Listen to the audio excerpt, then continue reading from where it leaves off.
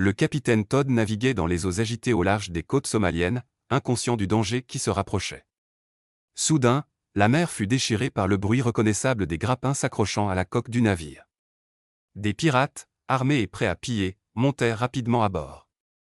Ils ignoraient que le capitaine Todd avait un atout surprenant dans sa manche.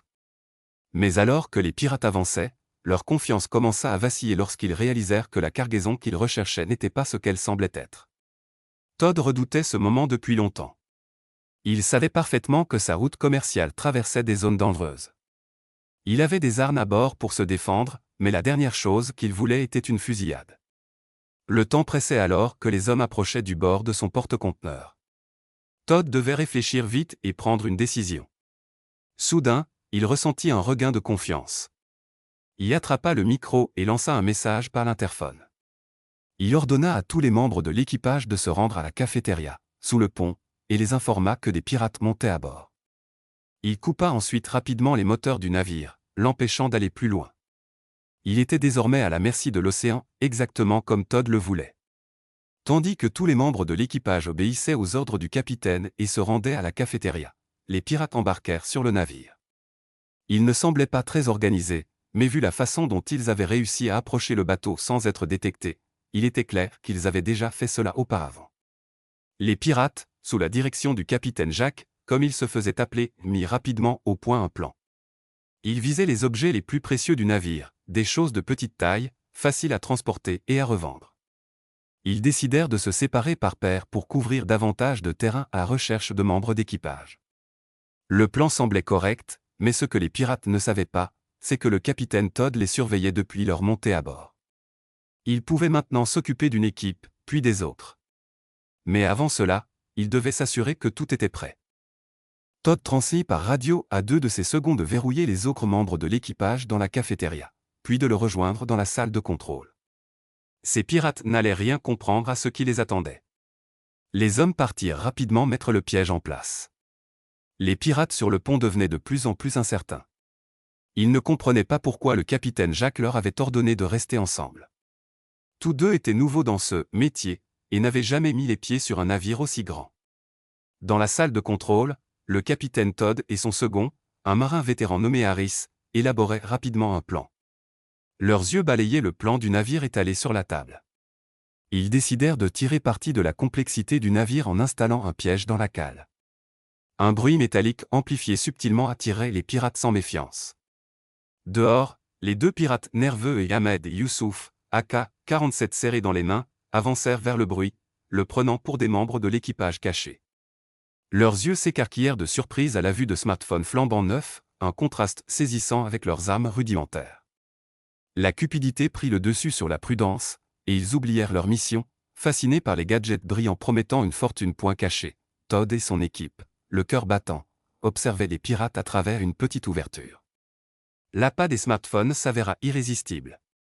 Dans un état proche de la transe, les 2 hommes commencèrent à remplir leurs poches. Absorbés par leur pillage, ils ne remarquèrent pas le déclic discret de la porte qui se verrouillait derrière eux. Sur un signal rapide et silencieux de Todd, les portes se fermèrent brusquement, les loquets claquant dans un écho métallique. Et Youssouf lança Ahmed au milieu de la célébration, « Nous sommes désormais prisonniers de notre propre avidité ». Ce succès était une première victoire cruciale. Sous les lumières fluorescentes de la salle commune de l'équipage, Todd rassembla rapidement un petit groupe. Avec urgence, il exposa leur prochaine étape.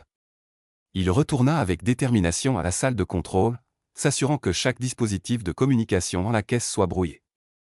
Il était déterminé à ce qu'aucun mot de leur réussite ne parvienne au capitaine Jacques, le laissant de plus en plus isolé.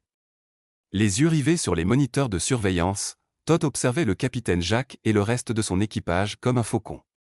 Rassemblant une fois encore son équipe, Todd parla d'une voix ferme mais calme, « Restez hors de vue. Restez en sécurité. On n'en a pas encore fini. » Chaque membre acquiesça en silence avant de disparaître dans les cachettes prévues. Dans le calme de la salle de contrôle, Todd saisit la radio. Sa voix, basse et posée, contacta les gardes-côtes. Il transmit leur situation critique avec l'assurance d'un capitaine chevronné. Ses mots étaient concis, décrivant clairement le danger à bord. À travers la ligne parasitée, Todd décrivit la situation, des pirates capturés, mais le capitaine Jack et ses hommes armés encore en liberté. Malgré cet appel à l'aide, Todd savait que la situation était loin d'être résolue. Il surveillait constamment les caméras, l'esprit en ébullition à la recherche de stratégies. Le capitaine Jack, fronçant les sourcils avec suspicion, avançait dans les couloirs du navire avec une prudence accrue. L'absence d'Ahmed et Youssouf était inquiétante. Leur silence radio était inhabituel. L'instinct de Jack lui disait que quelque chose clochait.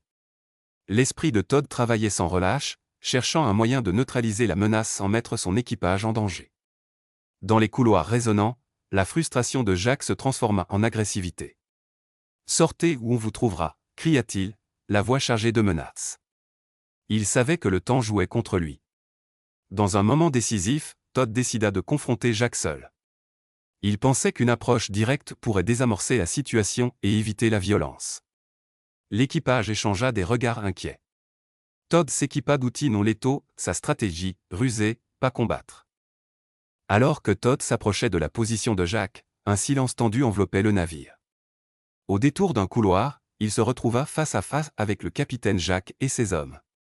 Todd se montra calmement. Les pirates levèrent leurs armes, surpris par son apparition soudaine, mais son attitude sereine montrait qu'il n'était pas facilement impressionné. Après un moment tendu, Jack hocha la tête, acceptant de le suivre bien qu'il garde son arme pointée sur lui. Todd les guida à travers le labyrinthe de conteneurs, les yeux aux aguets.